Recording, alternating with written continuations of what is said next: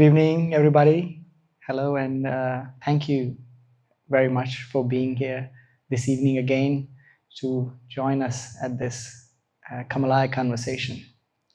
We host these conversations from time to time to bring functional medicine experts, physicians, doctors, scientists, naturopaths, and variety of people who share a same passion as Kamalaya shares to the world, where we explore several topics from time to time, insights, details, researches, and that's where Kamalaya Conversation Foundation was built.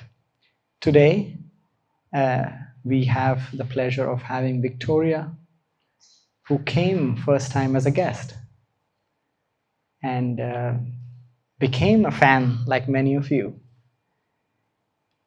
We are going to explore a topic which is very important, but at the same time, very close to many of us.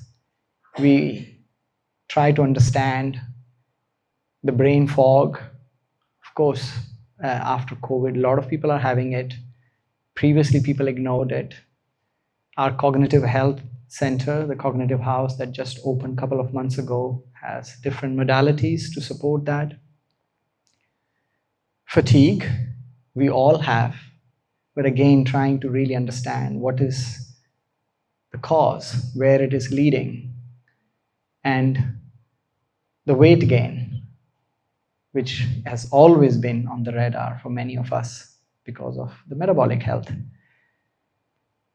So to guide us in this discussion, as I said, that we are honored to have Victoria all the way from Australia. So thank you, Victoria, for taking the time. I know you came during your time off with John, your husband. So it's our pleasure. Victoria brings over 40 years of healthcare experience in her private practice back home in Australia, utilizing the integrative medicine approach and her passion. In the presentation, Victoria will also have a little opportunity to share. We will be able to see your little story as well, I hope, your background, to get inspired. And through her work, very much like Kamalaya empowers our guest, empowers the guest to take actions in their own hand, to create goals that works well, and time bound them. That similar passion is shared with Victoria. So please join me in welcoming Victoria. Thank you again, and the floor is yours. Thanks, Gopal. Thanks for that very gracious introduction, and it is so lovely to be back here at Kamalaya. It is my second time. I was here in November, and I spent a lovely 8 days by myself, which was a treat actually. But this time I brought my darling John over there. He's my bag man. Say hello to John. And I'm talking about a subject which is very close to my heart, and it's actually the primary presentation of patients coming into my clinic, which is fatigue, brain fog, and that pesky stomach weight. But before I start, I'm getting a bit of feedback through this. Before I start, it would be good to get a show of hands in the room as to who can relate to getting out of bed in the morning. It's quite loud. Getting out of bed in the morning and dragging your feet, no energy, terrible sleep, and you need 3 or 4 coffees to start your day. Show of hands, anyone here? Okay, really relatable. I love this.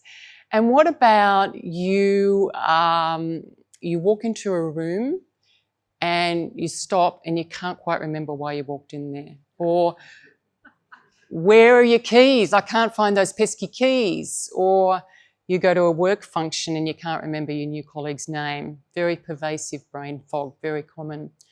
Or, heaven forbid, you've been on another one of those dietary plans and you've followed it to the letter of the law. You've absolutely followed it to a T.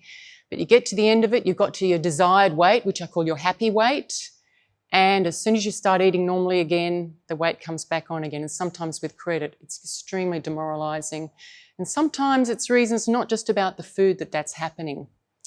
So what I want to do today is take you on a bit of a journey and try and empower you with a root cause approach which looks at what are some of the common reasons why these 3 clinical presentations, why do they manifest, why do they happen? And by root cause, I'll be looking at it through a functional practitioner's lens. So who in the room here is familiar with functional medicine or functional practitioner? Okay, a few, which is great.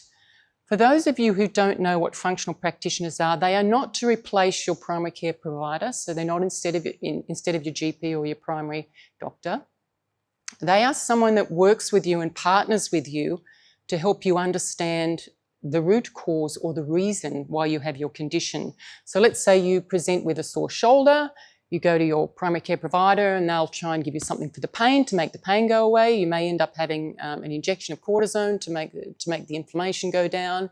But actually what a functional practitioner will do is try and unpack the reasons why that pain is there in the first place. It can take longer and you have to trust the process. It's not a quick fix approach and it's not a band-aid approach, but it can be a lifelong relief from pain and from disease. So I'm a passionate believer, you've probably picked that up, and there's a reason for that and I'll get to that in a sec. I give you permission to zone out today. If I'm going down a rabbit hole and it doesn't make sense or it's not relatable to you, just switch off. But hopefully everyone will come away with at least one pearl which is relatable to them and which can help unpack some of the questions they've got about these three conditions. So you're ready to go? Ready to start the journey? And I think we're having questions at the end, Gopal. Yeah. Okay. So this is me. I've been 40 years as an AHPRA registered practitioner in Australia. So AHPRA is the regulating authority. 12 years in metabolic health and liver health. So I finalised my 12 years actually as the transplant coordinator for our state. So I pulled together all the liver transplants. But what that job gave me was a passionate love for how important liver health is for total body health. The liver has over 500 functions. It is a manufacturing organ, it is a detoxifying organ, it is a storage facility. And for people who don't have good liver health, there's no other way apart from a transplant or they die. And I'm talking children and adults. So that was a fantastic learning process for me, working with people who had such profoundly damning metabolic disease. Been in clinical nutrition and particularly weight loss coaching for a lot of years. I'm also very passionate about skin health and hair health, and I'll show you some photos on that, because I believe the manifestation externally is really what's going on internally being expressed to the world, yeah? I also compound my own range of skincare products, primarily because I want to remove those controversial chemicals away from people's skin. And most excitingly, I am now a credentialed microbiome practitioner and have been for almost 5 years. And the microbiome is a new target for preventative health, and we will delve into that in a minute. So that's my professional story, but that's not really the real story today. This is my real story. So this is little Victoria, who started as a registered nurse, all bright-eyed and bushy-tailed and excited to get out there on the floor. And when I graduated, I wanted to work in intensive care, and I did. I worked in intensive care and I did my postgraduate in intensive care and I did my postgraduate in emergency medicine and I became an advanced life support practitioner, and I knew all about the heart and the lungs and renal transplants and dialysis and kidney machines and hemodynamic monitoring, balloon pumps, ventilators, you name it. I actually taught and ran the intensive care nursing course at the College of Nursing for quite a few years in Australia. But then in my early 40s, raising a family of 3 beautiful daughters, I got very sick. I got really sick. And the way it manifested was, first of all, I got terrible fatigue. I had no energy. And my daughters used to laugh and they'd call me coma because I'd come home from work and I literally would lie on the couch and they couldn't rouse me. I was so exhausted. And then the joint pain started in my knuckles, and then the rash across my back onto my face. And the long and short of quite a long journey of discovery, because I didn't believe I was sick, because I knew about the body. I was a high-functioning practitioner after all. I was at the top of my game. I was diagnosed with a very debilitating autoimmune condition and told unless I took high-dose cytotoxic medication, and cytotoxic kills cells, and high-dose prednisone, I probably wouldn't see my daughters grow up because I would have end organ failure. I'll just let that land for a second. End organ failure for someone who taught about health. That really, wow. And I travel the world with my darling John regularly, and I train overseas in things like longevity medicine and anti-aging medicine. And I meet many practitioners who are in my space, and I often converse with them, what got them into this space? And it's often a very similar story, that they've had a life event which has shocked them, and they've had to go on another way and find another journey to work out what on earth had happened. Why had my body become a diseased and inflamed version of itself? So that was me around about the time of my diagnosis, and that was me 2 years later, after I'd studied nutrition and was on a journey to unpack the root causes of why I got so sick. And that's what today is about, to give you a message, and it's a very loud message, that the body has an incredible capacity to heal if you treat it properly, number one. And you have to trust it. You have to trust it, and you have to learn to listen to it. Yeah, it is. And also the other thing I want to impart today and have a lasting message is, don't abdicate your body's care to a third party. I'm sure there's a lot of leaders of industry in this room who are very good CEOs of companies or leaders in their field. Become the CEO of your own body. Become so good in the knowledge about how your body works and how you can listen to it if it's not working, and partner with someone that can help you on that journey. And don't just take the Band-Aid approach. You with me? So today we're going to talk about my 4 pillars of lifelong health. The 4 things that I learnt that saved my life. And I was diagnosed with lupus, and I will always have lupus in my blood screen, but I haven't manifested lupus since my early, so probably mid-40s, and I'm in mid-60s now, except for once. So if I break the rules and I don't follow what I'm going to talk about here today and have reverence for the things that made me sick in the first place, it starts to flare again. And John and I married 2.5 years ago. We went on a fantastic honeymoon, drank a few too many cocktails, a few too many desserts. The knuckles started to get sore again. And what happened, John? My rash broke out again. So I know how I got there, and I know what to do to keep me well. And these are the 4 pillars that I'm going to share today. A little bit about your cells, which is the foundation of health, the active unit of life for all of us. The vessels, the mitochondria, and inflammation, number 1. Very big topic. I'll try and make it familial, understandable, and hopefully not too simple for people in the audience. Gut health and your microbiome, the basis of how the microbiome can trigger every single organ of your body. Very big area of discovery now in health. Glycemic load and foods, and how different foods can affect your metabolism and your metabolic flexibility. And then 4thly, what is your body naturally equipped with that can help you fight the inflammatory process? And we've got lots of them, we just don't know much about them, and learning to harness them could actually make you very well. So I'm going to do a bit of drawing because I like to draw. So let's talk about the cells, the vessels, and the mitochondria and inflammation. So, you're not going to be able to see, are you? You sure? Okay. So,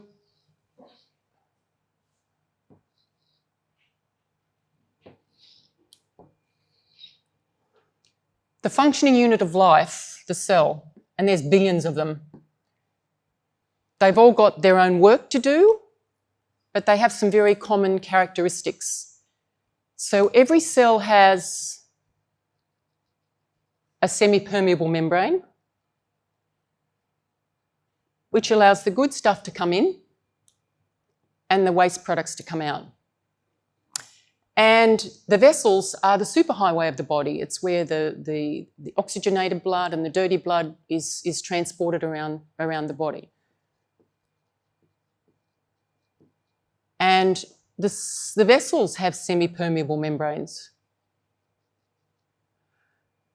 And what can happen over time is these semi-permeable membranes start to thicken, and they can become quite inflamed, and they can upset the function of the individual unit of the body. Most importantly, inside the cell, and there's many organelles in there, is the mitochondria. You heard of the mitochondria? Yeah, a few people in the room may have. So the mitochondria, to give you an analogy, it's like the battery in the car. It is where all the energy in your body is made. It's the root of the charge in your cells. And so every cell of the body, irrespective of what its work is, so it might be a neuronal cell that conducts electricity, or it might be a contractile cell that contracts, or a skin cell that protects. All that work requires energy, and it requires the mitochondria to be making lots of energy for you to do that. Because cells also have to repair themselves.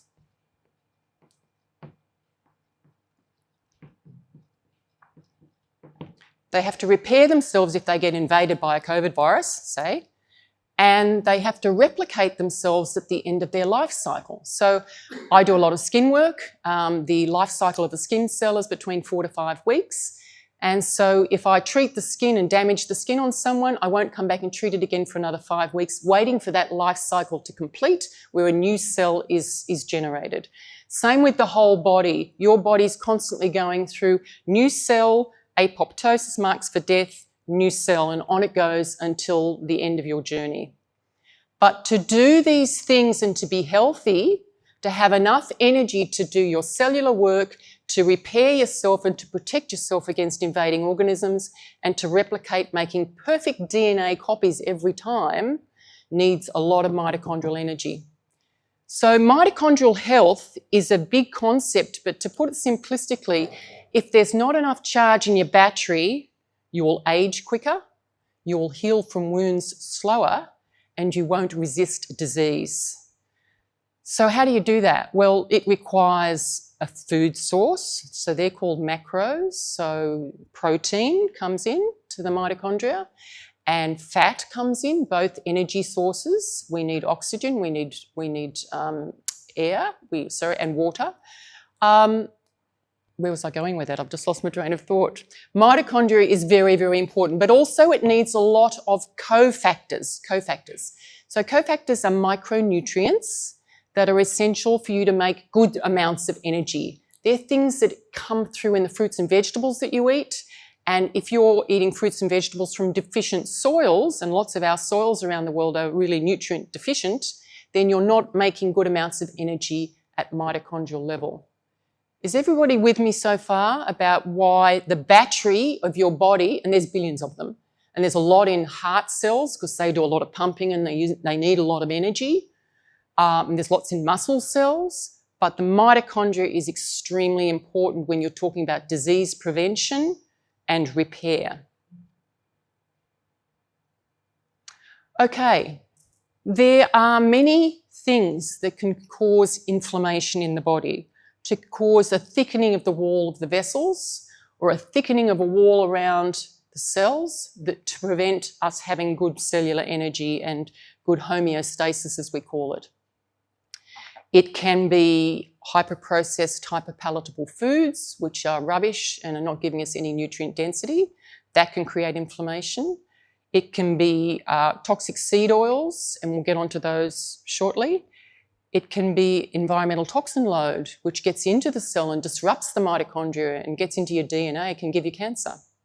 We'll talk about those soon too. So there's lots of reasons why inflammation can start, but inflammation is root caused with immune system regulation. So the immune system is a vast topic, and I'm not going to go down that rabbit hole really, except to say that the immune system is your greatest friend. It is there to protect you and defend you against invasion. However, if it gets dysregulated, if it's overridden, if it's hyperactive, it can damage cells. And if it's underactive, it doesn't defend you. So it can be your greatest ally or your worst enemy. And give you some examples around that. Greatest ally, I mean that it will defend you if, say, a virus or a protozoa or a fungi come your way. You've got enough immune defense to wear that off. You use a bit of mitochondrial energy, and 3 or 4 days later, you're bouncing back again. Immune system that is dysregulated because of chronic stress, and some of those other stresses I talked about, like environmental toxins, poor food, bad workplace environment, difficulty with the boss and not being recognised for the work that you do, childhood trauma, a household and a husband relationship or a home relationship which is not harmonious, financial stress. There's many different stresses in our life, but the root cause of the inflammation is typically that stress, whatever that stress is, stimulates the immune system, and it turns on all these mediators. They're all fancy names for things that make action, cytokines, interleukins, they're all part of the immune system. Why I put those names up there is that if your immune system is so dysregulated and on hypervigilant, hyperalert all the time, it turns on TNF alpha, which turns on cancer cells. So we don't want that, obviously. So having an immune system which is kind of like Goldilocks and the Three Bears. We want it not too hot, not too cold. We want it just right. Yeah. So multiple organs can be implicated here with the same process of inflammation.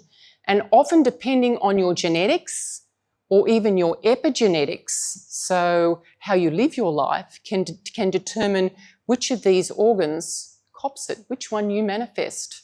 So you may be someone who gets an inflammatory process in the intimal lining of your coronary arteries, and it builds up and it builds up and becomes turbulent, and then your liver makes more cholesterol and smooths it down and lines the coronary arteries to get rid of the inflammation, to calm things down. So your cholesterol's gone up, that's the first indicator. And you may end up getting angina or heaven forbid, a heart attack. Other people, the inflammation may get them right in the joints, and so you might end up getting, not necessarily osteoarthritis, but possibly rheumatoid arthritis, which is an autoimmune form of arthritis. But all these different organ systems can be affected with the same underlying pathophysiology, which is this inflammatory process, which is usually because the immune system has been hyperactivated. So, are you with me so far? Yeah? Okay, let's talk a little bit about toxic burden. Very, very hot subject at the moment, very controversial subject, but I would be naive, or let me say you would be naive to think that every person in this room doesn't have some toxic burden in their body. You can't see them, you can't taste them, and you can't smell them, but they're out there. It started in the 1930s with Monsanto when they released the first, what were called PCBs, and they're the forever chemicals. And they were banned in the 70s all around the world, but they don't break down, the forever chemicals. So they're in the air, they're in the soil, they're in the water, they're in the flesh of the animals that we eat. And so being cognizant that there is an environmental toxin load everywhere, not to scare you, but to make you more careful about some of the decisions you make in your household, maybe about the way you clean your house, about the creams that you put on your skin, the sort of foods that you eat, whether they're organic or not organic. These are things you can control. We can't control the PCBs that are already out there.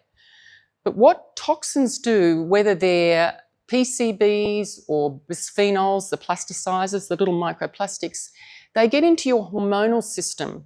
And so typically the end plate of activation from estrogen or progesterone or testosterone, the toxin will get in there and block its work. So there's some very vast things that are happening in regards to fertility and also cancer around environmental toxins. I'll just read you something that I put together yesterday after I'd done the slideshow, but these are some figures that I found. So the Department of Health and Human Services in America states that each year another 2,000 chemicals are made, introduced and released. Wow. Glyphosate, which is the most prevalent pesticide and herbicide in the world, the World Health Organization classified it as a group 2A carcinogen and probably carcinogenic to humans. And in a French study of men, there was a high proportion of glyphosate in their sperm, and there was a 55% reduction in sperm count and a 35% reduction in testosterone just from glyphosate. There was a paper at the International Journal of Gynecology and Obstetrics which recently published and said only 5% of breast cancers are from genetic causes or inherited causes. So we talk all the time about, oh, but her grandmother had it or her mother had it. Yeah, very interesting. And that same paper talked about the exposure to pesticides and chemicals led to dysfunction of the uterus, polycystic ovarian syndrome. I'm sure all of you in the room know someone who's got that. It's very hard for fertility. Infertility and other hormonal disorders. There was another study out of Europe where they tested the urine of 60 children, and they were all 5-year-olds, babies, and each one of those children had heavy metals in their urine. Now, heavy metals in children can give you a lower IQ, can give you memory problems, can give you attention deficit disorders. And the lovely thing about this study was that when they fed those children a totally different diet for 10 days only and then retested their urine, there was a significantly big reduction in the toxins. So that's great to know. I mean, they have a very healthy detoxification system with nice, clean, young organs, but still. And the last one, which is really sad, a recent study out of Korea is talking about BPA, which is a microplastic, plasticizer, bisphenol A, in the breast milk of lactating mothers. Yuck. So take a moment to maybe read this slide and digest what it's telling you, because everybody always talks about, but it's just a little bit. It's just a little bit of that phthalate, or it's just a little bit of that chlorine, or a little bit of the colouring, or a little bit of the benzoyl. Wow.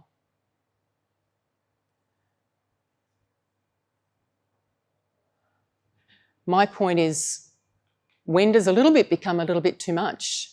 And for some people, if you have a genetic, and I do DNA testing on people for this reason, if you have a genetic predisposition to having poor detoxification, there's something called glutathione that the liver makes that helps you with detoxification. If you don't recycle that well, you're going to be very, very susceptible to environmental toxins.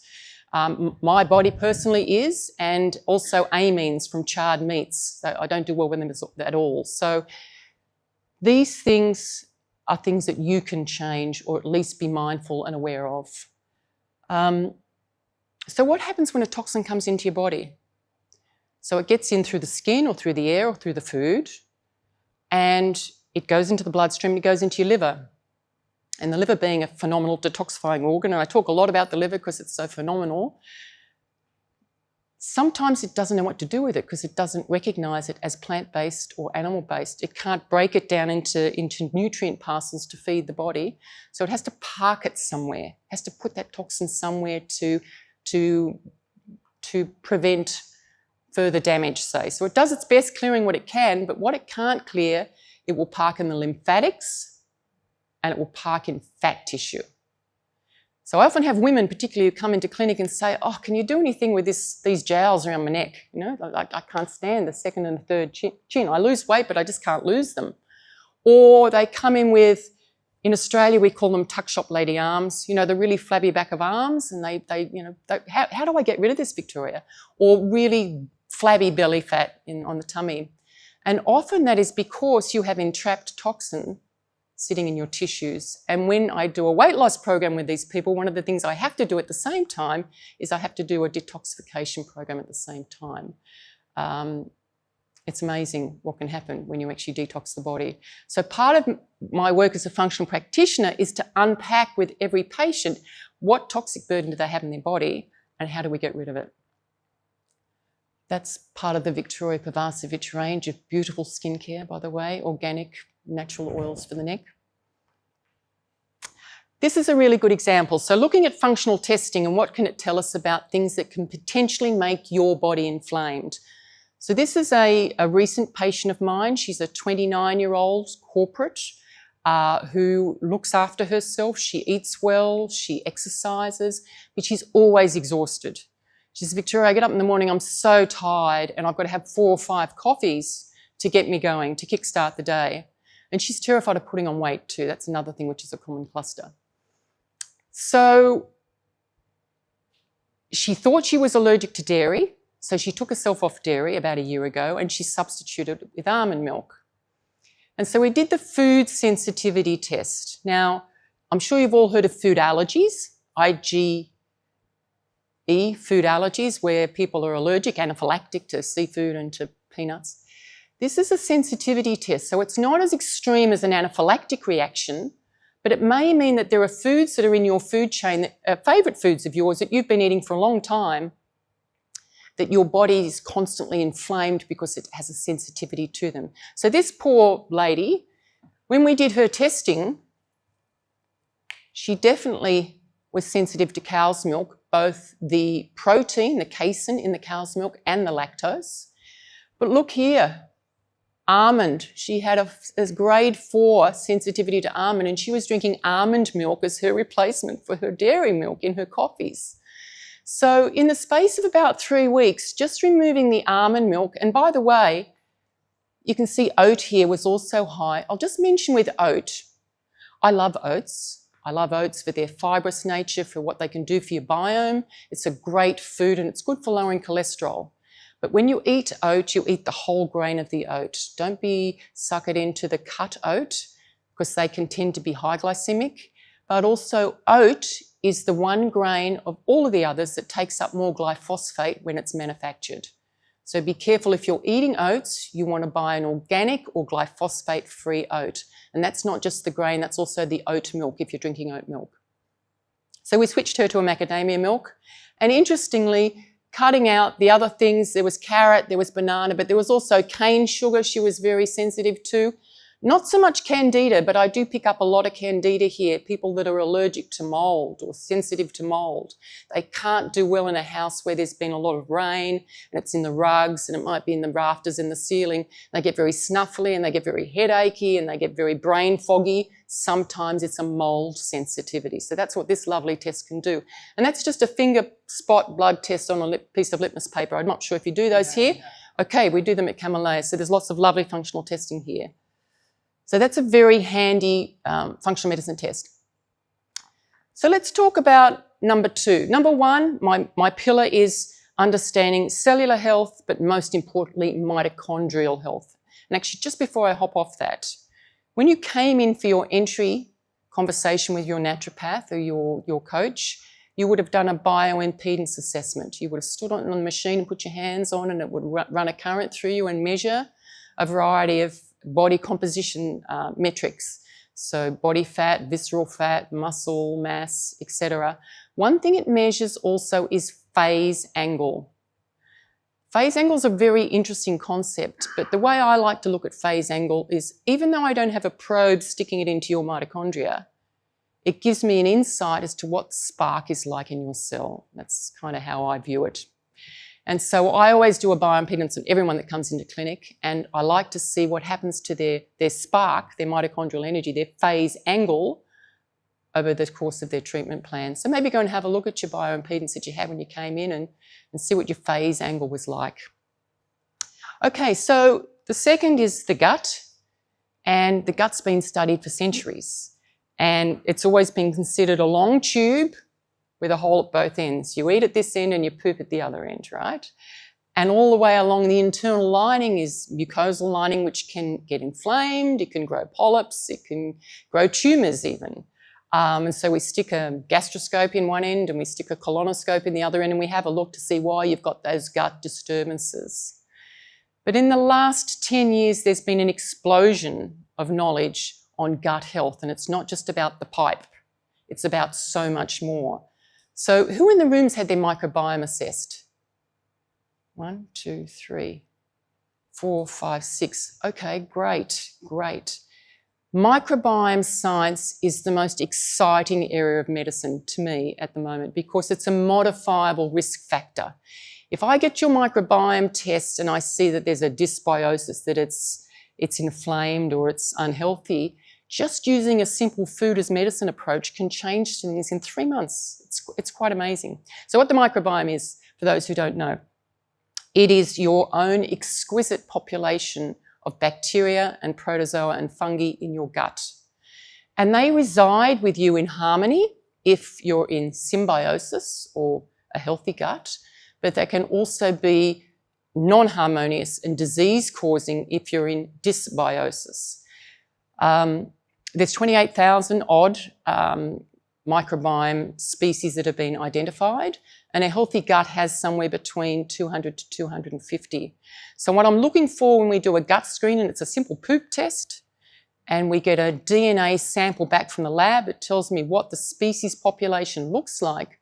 We can see from your species population if they are healthy species and living in harmony with your body, or are they pro-inflammatory species and triggering disease in other parts of your body. Just if I draw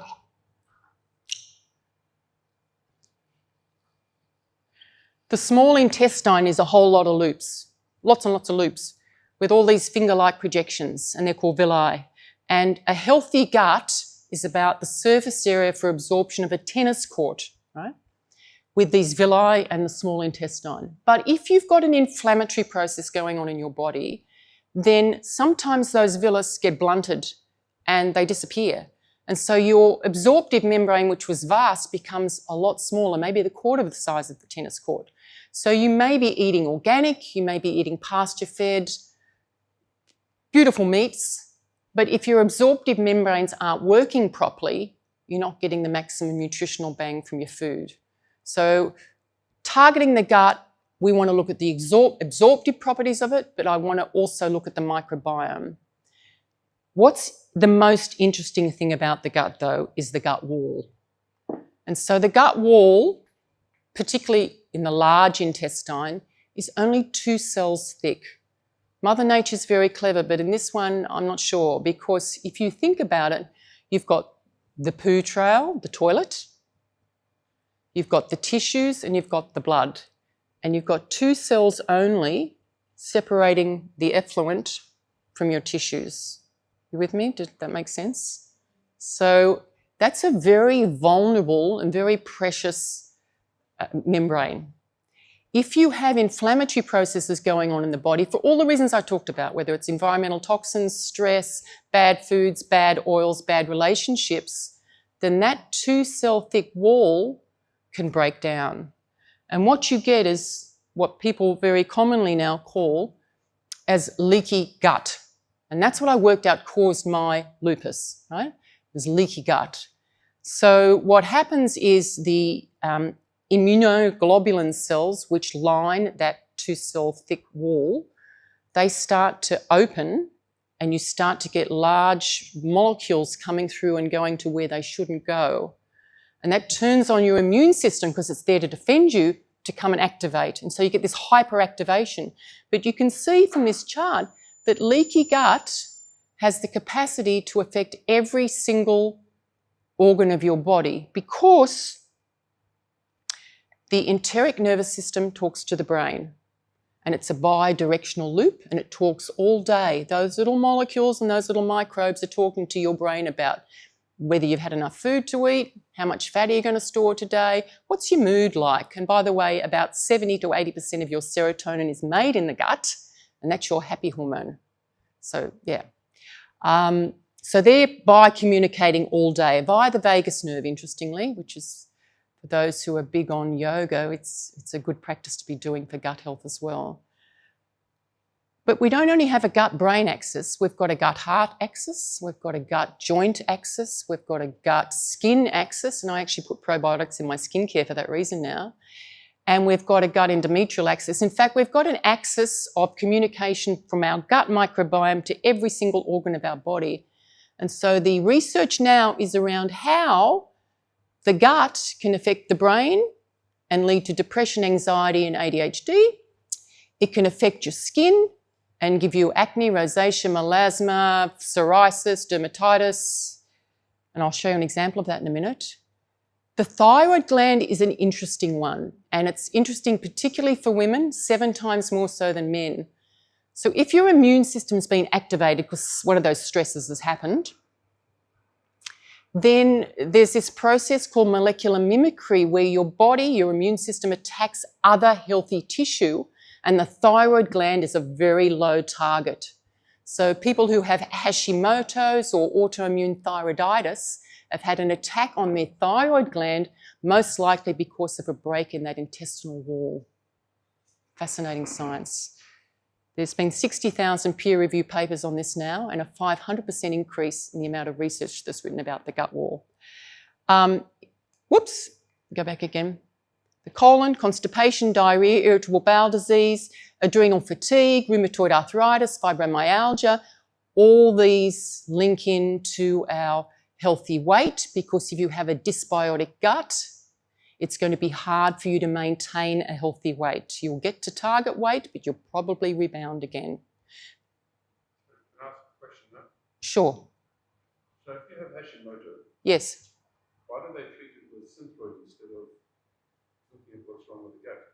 Well, some people are still using old school, and that's the most polite way that I can say. So every practitioner has their own toolkit that they use, but a functional practitioner likes to look at organ function, to look at the reasons. So that's when you go back to your opening statement, you still use your primary care physician, but it's just a very different way to look at it. And the thyroid's very interesting, because if you go and do, and I'm glad you've raised it, if you go and do thyroid testing, blood testing, you may find that the standard blood screens that a general practitioner would do would show that your thyroid's fine.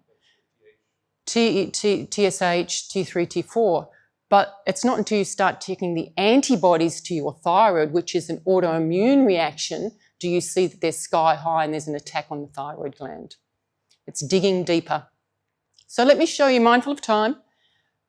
This is a lady that came into clinic and was referred in by her primary care physician, and she'd had this persistent rash for 10 years, and it was itchy and it was red, and she was prescribed steroid creams and lots of different things which would make it go away, but it kept coming back all the time. And she did have a history of autoimmune thyroiditis, so it gave me a red flag, and I suspected that there was some sort of gut involvement here. So when she came in, I didn't touch her skin. The first thing we did is we went and had a look at her gut, and what I found was a parasite, an overgrowth of some very unhealthy species of bacteria, very low biodiversity, so not many healthy bugs at all, and just not many bugs full stop. So because the skin is an excretory organ, all that poison's trying to come out some way. And for her, that's what we got after 4 months, just by balancing her microbiome. Changed the way she ate, checked her nutrient profile, balanced her gut. Lovely. I love that picture. Here's another one, refractory acne for over 5 years. And commonly there's a cluster of young girls who have acne, who have anxiety, who have gut issues. It's very common that they all come together.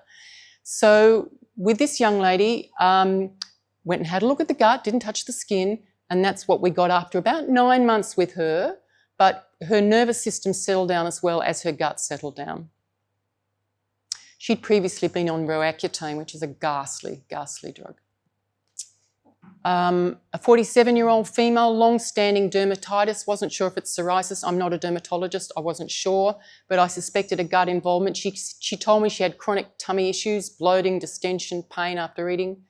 And her blood screen showed an anti-nuclear antibody positive, which is suggestive of some sort of autoimmune flare, gut-related, and that's what we got after we balanced her gut.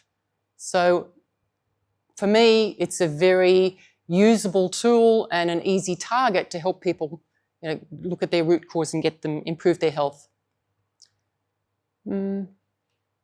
Hair loss. I get a lot of hair loss come in, and hair loss can be multifaceted, but whether it's a male or a female hair loss, it's very debilitating. It does terrible things to self-esteem. So this chap, gut was out of balance, nutrient profile was not ideal, and his testosterone level, because of his dysbiosis in the gut, that have affected some of his hormones. And DHT, which is a subsidiary of testosterone, can make a lot of men lose hair. So first of all, we balanced the gut, we balanced his nutrient profile, and then we did some platelet-rich plasma injections into his scalp, which is using growth factors in your own blood to stimulate hair growth. And he got a very nice result. So did this guy. And this lady here, you can see on the left there, very thinning globally on the top of her scalp. Common presentation with women, particularly if they're perimenopausal or menopausal. So with her, went through the same root cause investigations. What's going on with your gut? What's going on with your micronutrients? How are you eating? How are you feeding your body? Using a functional approach. And that took us about 6-7 months to achieve, also with some platelet-rich plasma, but she's very happy. And you can see the density of hair that she now has in the hairline, in the frontal hairline, compared to what it was before. She has a thyroid problem, and we also worked on addressing the thyroid issue. Thyroid and hair loss often go hand in hand. How am I going for time? Okay. So what does a fecal microbiome test look like? For those that have had them done, you've probably seen a chart like this, and there's about a 50 pages worth of chart, but I thought I'd show you one page to get a sense of it. So I always look for their diversity. So how diverse is their species population to protect their organ function? And what is their microbial richness? So this chap had 147 bugs in his microbial population. And again, I want to push to 200 or 250. Now, this is a 24-year-old male who came to me with a lot of fatigue and with tummy issues. He travelled overseas. He thought he might have picked a parasite up. And so we tested for parasites. There were no parasites. But when I went and looked at some of his markers, his inflammatory markers, you can see how in the red he is. And he's a carnivore and he's a bodybuilder. And I'm not here for 1 second to say that that's not a healthy way to eat for some people. But for other people, the carnivore diet is very inflammatory. And eating primarily red meat put up his polysaccharide level to very high levels. And hexa-LPS, lipopolysaccharide, signals the heart. And this 24-year-old was in emergency 6 months prior with chest pain and palpitations. Signalled, I think, from his gut biome. So we're still trying to work out why he's so inflamed, by the way. We're changing diet. It's not a parasite. And I'm hoping when we retest, it's come down just by shifting his diet. You can see that's called secretory IgA there. That's his immunoglobulins on his gut wall through the roof. Very, very inflamed. And he's got a raise in his zonulin level there, which means his gut has permeated. He's got a leaky gut. And at 24, you don't want that. So the microbiome are very fussy eaters. But if you can work out what they like to eat, it's great. It's very easy to feed. And you can change dramatically your whole population within 3 months. So I typically put people on a 3-month plan. So what don't they like? What can you damage your microbiome by feeding it? So they don't like highly processed or packaged foods. Well, I'd say that's a no-no for the whole body, not just for the gut. Refined grains, especially wheat. So the low-hanging fruit for me when I put people on their first 3-month program is I will take away the 5 big guns.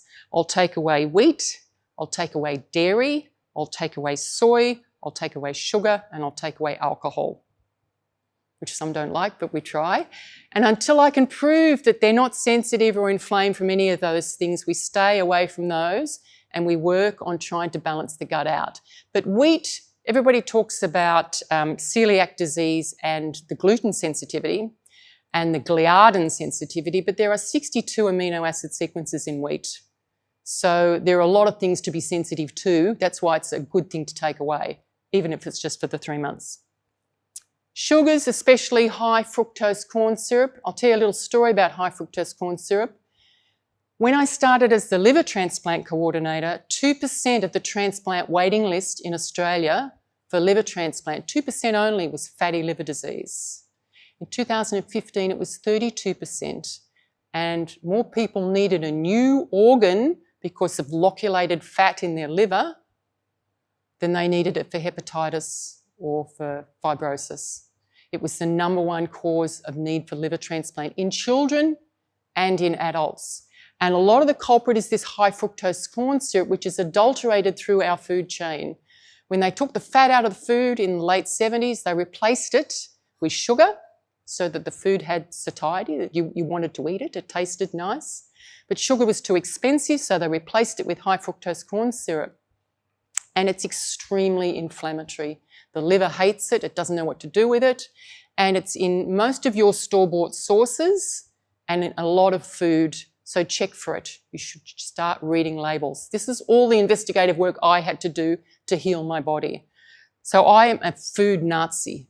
You ask my daughters, you ask my husband. I read every label.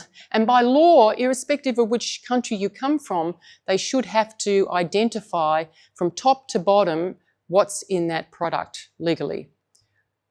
They don't have a duty of care to keep the bad stuff out, but they have to tell you that it's there. Artificial sweeteners also will kill healthy species in your gut. So the only 2 artificial sweeteners that I would recommend to you if you want to sweeten your food is stevia and monk fruit. Both are plant-based and are recognised by the body and the liver as organic. Refined oils and fats, especially soybean and corn oil and safflower oil and sunflower oil, these are omega-6 oils, and not all omega-6s are inflammatory, but if the ratio of your omega-3s, your extra virgin olive oils, to your fish oils, to your omega-6 goes out, then that is very, very pro-inflammatory. And a lot of restaurants use these refined oils because they're cheap and they can reheat and recook with them and refry with them. And they refry the chips and they refry the chips and they refry the fish, and that oil becomes rancid, and then you eat it and it's very carcinogenic. So be careful where you buy your takeaway food from, and preferably learn to cook at home. And the finer oils to use are your extra virgin olive oil and your coconut oil, amongst others. Antibiotic drugs, of course there's a need for them. There will always be a place, and as an intensive care by background, there'll always be a need for antibiotics. Save lots of lives. But be careful how many you use, because every time you take an antibiotic, you're killing good bacterial species in your gut, not just bad bacteria from your infection. One of the entry questions I ask patients when they come to clinic is, how many rounds of antibiotics do you reckon you had in your life? I hear 30, 40, 50, 10 minutes? Okay. So let's skip through. Anti-inflammatories, ibuprofen, Nurofen, Advil, these anti-inflammatory drugs, which are pain-relieving medications, which a lot of people use. A paper recently showed that for the ensuing 24 to 48 hours after taking that medication, you get a transient leak in your gut wall. We don't want that. And acid blockers, be careful of the proton pump inhibitors, the ones that reduce the gastric acid. They can hurt your microbiome. Okay, glycemic load. The glycemic index was devised by Professor Jenny Brand-Miller, who was an Australian from Sydney University.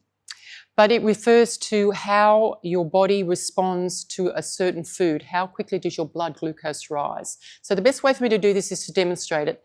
So over here, we have blood sugar level and we have time. And remember, we need the sugar because it's the fuel to get into the mitochondria to make the energy for our cells to do their work.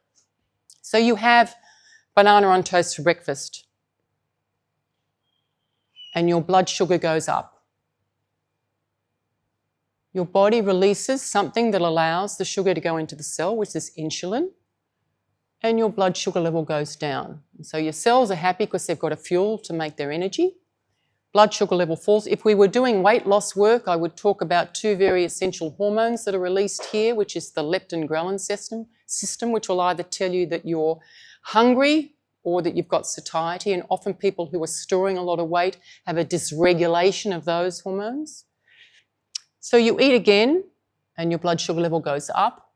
And through the day, you have this yo-yo cycle of rise and fall of blood glucose level, feeding the cells, feeding the mitochondria, feeding your body. And every time your blood sugar level goes up, you are releasing insulin. And here's the thing. Insulin is the fat-storing hormone.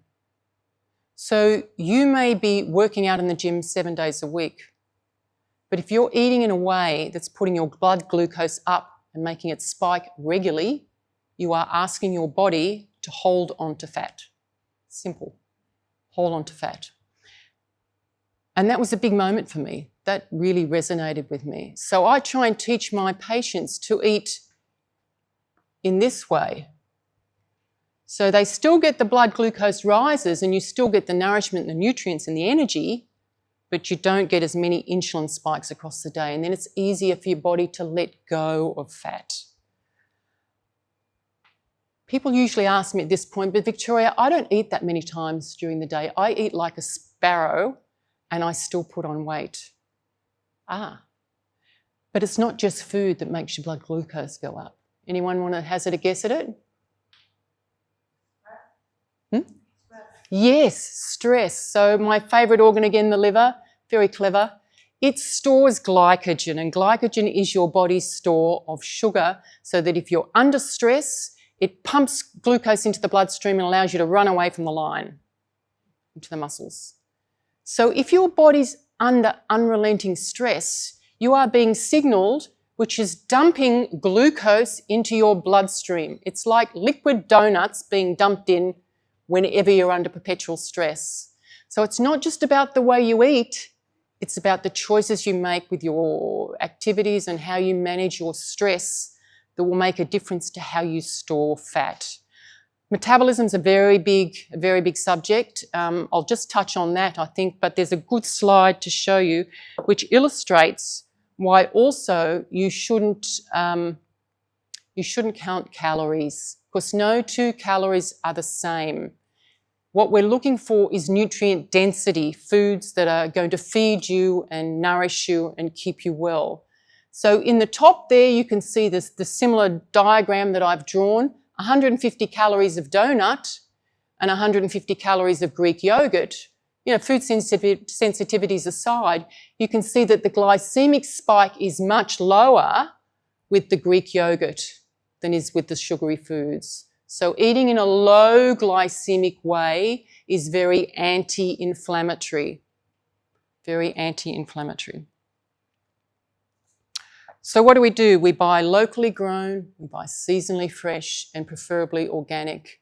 That's me at the organic markets. John and I go every Saturday. We love it. And I get to know the grocers and I want to know what's seasonally fresh and what's coming out in the next couple of weeks. And he'll say, Con, my favourite grocer, will say, hold off on those Italian zucchini, Victoria, because there's been too much rain and they'll be much better in a couple of weeks. And so I know when I buy them in a couple of weeks and I cook them, they're going to be full of nourishment.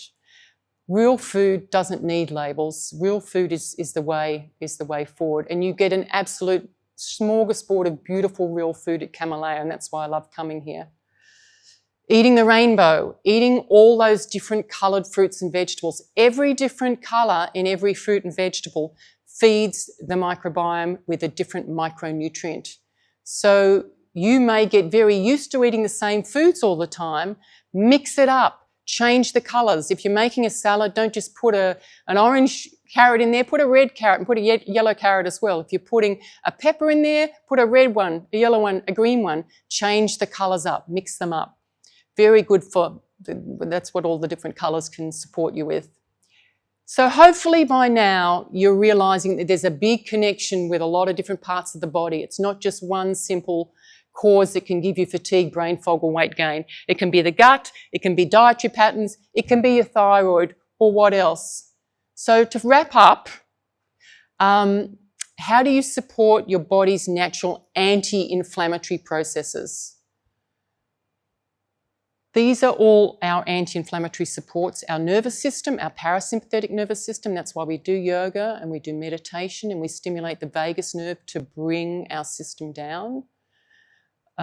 We keep our detox pathways open. That's a whole nother talk, but important. We balance the gut, but I just want to focus on cortisol because cortisol is a really big one and it's not well understood.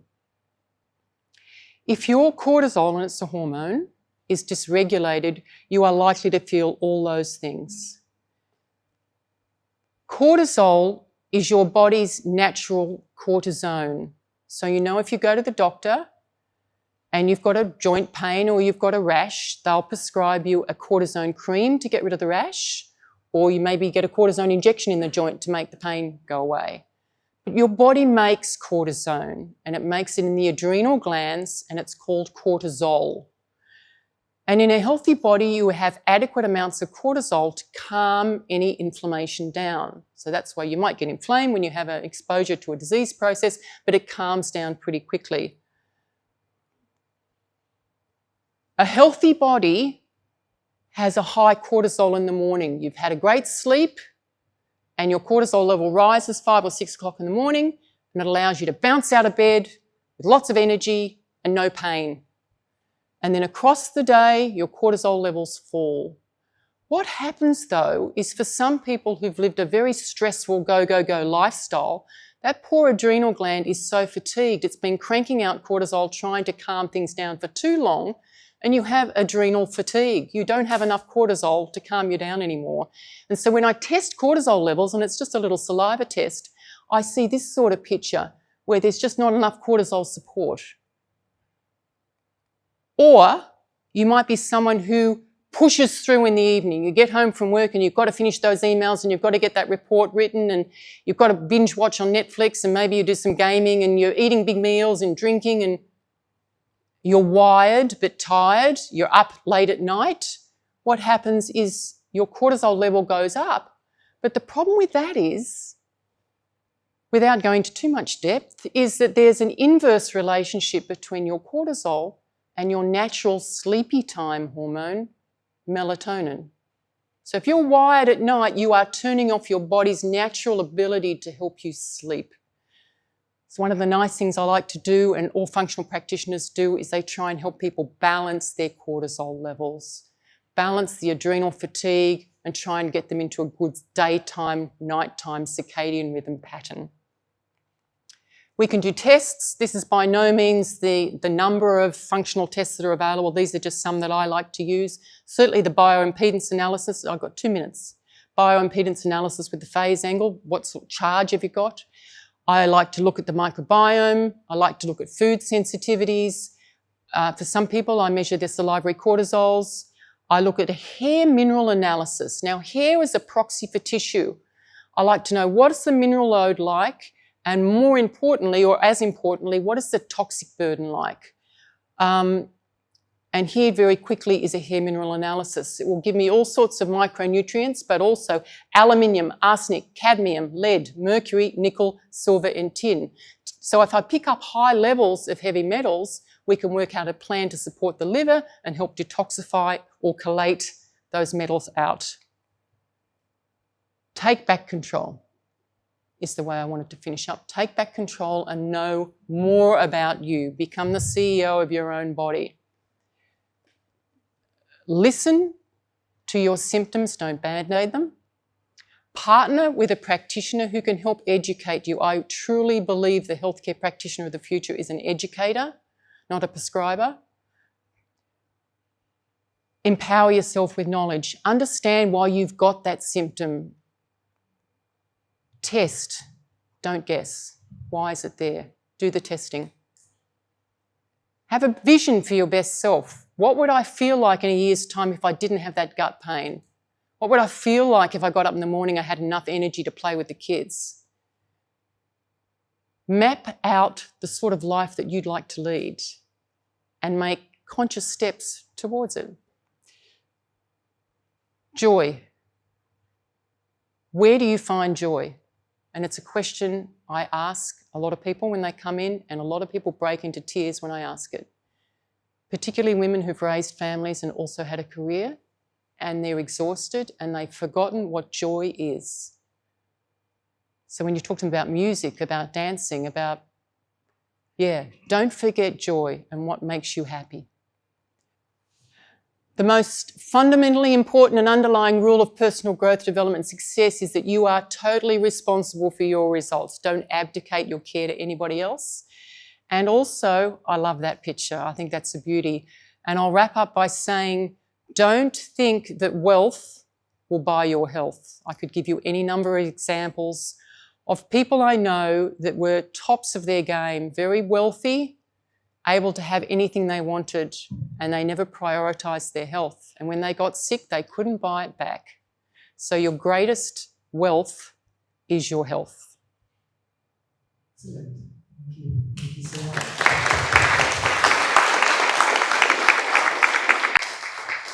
And just, I think many of you may know already that we do provide the array of the functional medicine testings at Kamalaya, which can take some time 1 week up to 9 weeks. So we always encourage our guests to take and understand the root cause. So please do consult with your wellness consultant as and when you can. Okay, and we'll open the floor for some questions. If somebody has any questions. Go back to the conversation of inflammation. On inflammation, yeah. If you do the tests, and my result when I did the test with the London group called PAR. Yes. Well, what, sorry? PAR. It's our logistic partner, but we work with Genome, Quest, and those labs.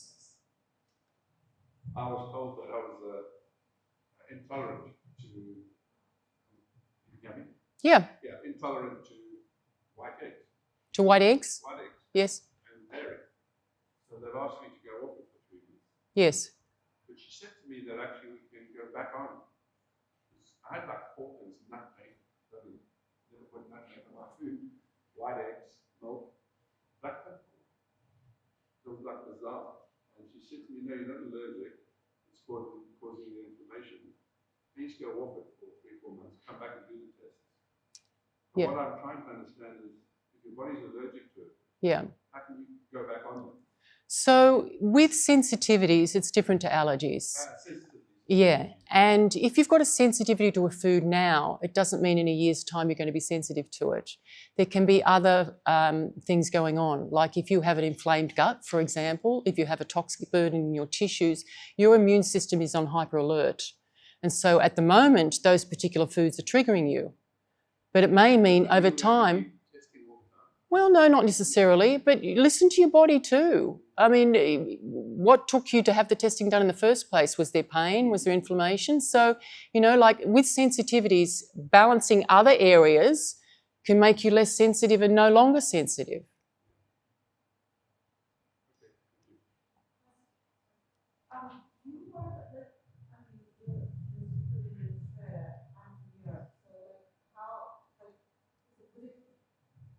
Would it be possible to work with someone in Europe, being in Australia, doing online consultation? Does that work or not? I looked into that actually because I thought that question might come up, and thank you, and I'm flattered, I'm really flattered. My insurance covers me for the area in which I have the scope of practice, which is in Australia at the moment. But there are microbiome testings all around the world, multiple different labs, yeah. I do a lot of telehealth, but across Australia, yeah.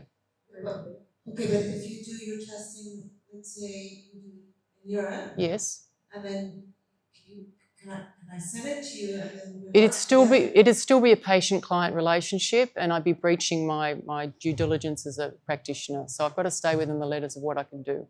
Yeah, sadly. We can chat later though. Thank you for your talk. It's been really interesting. Great.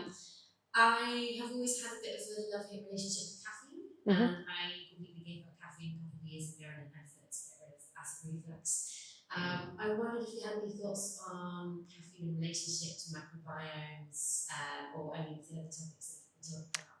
So there's not one answer for that, and the reason being is that everybody is different. And one of the things that you pick up when you do DNA testing, we used to think of DNA testing as ancestry testing, where do my people come from sort of testing. And now you can do nutrigenomic testing, which gives you an insight as to how well you metabolize coffee, as one of the markers say. It will tell you whether you're homozygous or heterozygous, i.e. from mum and dad or just from one of your parents, in the way you metabolize coffee, the way you metabolize vitamin D, the detox pathways that you have in your liver and what you need to watch out for.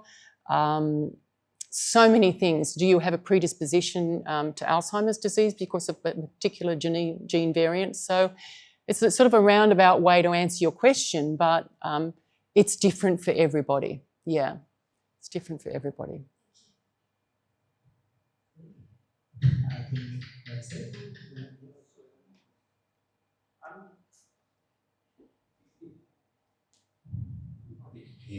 Yeah.